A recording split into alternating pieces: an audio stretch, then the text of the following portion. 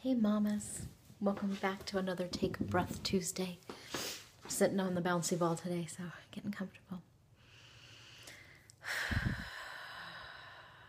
Feels good to just breathe and be here with you. Thanks so much for joining me for another week. Last week we talked about managing our sugar cravings through really boosting up our nutrition, specifically about eating some specific vegetables. This week what I want to get into is really looking at filling our emotional tank so that sugar is a treat and it's not the thing that we crave as a survival tool. So I'm going to talk about a couple of strategies today. So let's just dive right into that. A lot of moms I talk to, the things that they say when they're talking about the hard part of being a mom is the words they use are they're tired, they're overwhelmed, they feel isolated, even defeated. Like, nobody listens to me, I just want to give up. Being a mom is so hard, and nobody really talks about or tells you that it's going to be that hard. And so there's wisdom in those feelings. And what I want you to do is not feel bad about having those feelings, but use that as information. You don't have to give into that tired feeling just by supporting it with sugar. There's actually some other things that you can do. So rather than think about the things that we don't want, let's flip that around and think about what it is that we really want. So if tired is the defining word of my motherhood right now, maybe what I'm really longing for is energy. If I'm overwhelmed, maybe I'm looking for ease or fun. If I'm feeling isolated, connection. Or that defeated feeling that we talked about, maybe what I'm really looking for is just a feeling of confidence and meaning. I know I had a long professional career before I became a mom, and that's a big one for me, is just feeling like I actually am having a positive impact on something by the choices I make throughout the day. These are the things that we need as human beings to feel satisfaction and to feel full and to be able to then give to other people. Without these, we really can't give and parent in a sustained way, partner in a sustained way, because we're going to become depleted and we're going to live in this world of overwhelm and tired and feeling defeated and feeling isolated. So again, there's wisdom in those states, and they're giving us information. And so we want to start to move that forward. Now, how does this relate to sugar? Sugar is a really excellent short-term solution to all of these states. So when we're in that busy, overwhelmed place as moms, it's so easy to reach for sugar to deal with those feelings that come up, that annoyed feeling, that irritated feeling, even that desire to be numb, which is like the absence of all of these big feelings. Sugar it gives us the energy that our body wants in the short term. It can be fun. It can be a way to connect with other people. So it makes sense why we reach for that so easily.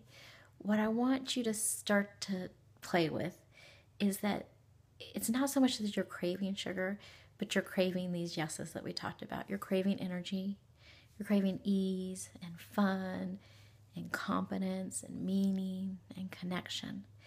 And there's some long-term solutions and strategies that you can work with that will help you feel so full of the things that you're really craving that sugar becomes a treat and not this survival tool that you reach for, 10 times a day or whatever. So, I don't know, maybe that's just me. But yeah, let's talk about some of those tools, some of those ways that you can build in the long-term solutions.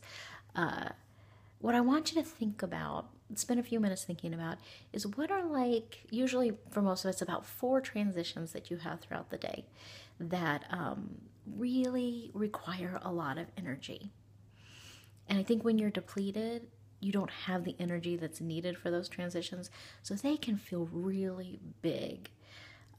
When I did this exercise on a recent Periscope broadcast, we created mandalas around this, and one of the things that I noticed is that the transition from school to home is a really sticky time for me, and it feels really like jagged, and I don't even want to be present for it. So it makes sense that sugar is an easy way for me to kind of numb out from the uncomfortableness of that.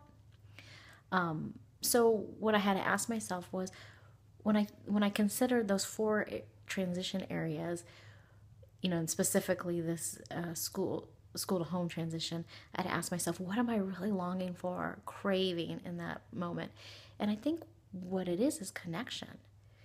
It's a time that can feel really busy with a lot of movement, and I really just want that time to be full of meaningful connection with my daughter, but also connection to myself, where I can kind of check in and say, I'm at the midpoint of my day.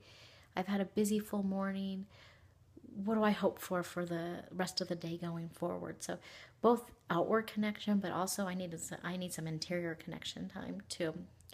A moment to just take a breath and see what's going on.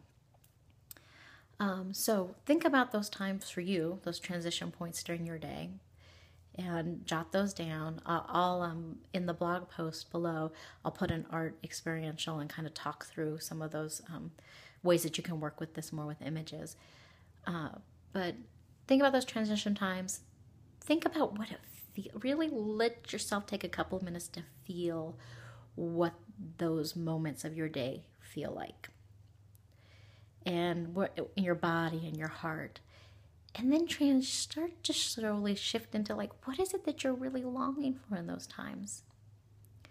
And then the final step in this process is to start to look at both reactive and proactive ways that you can keep your energy battery full, so that you can engage in those transition periods in a way that fills you up, that is a way that you're saying yes to all those things you want: the connection, the ease, the fun, the joy. So example of reactive things is, do you need to make sure that you build in 1 minute where you just sit and connect with yourself? Do you need to smell some essential oils before you engage in that transition? Do you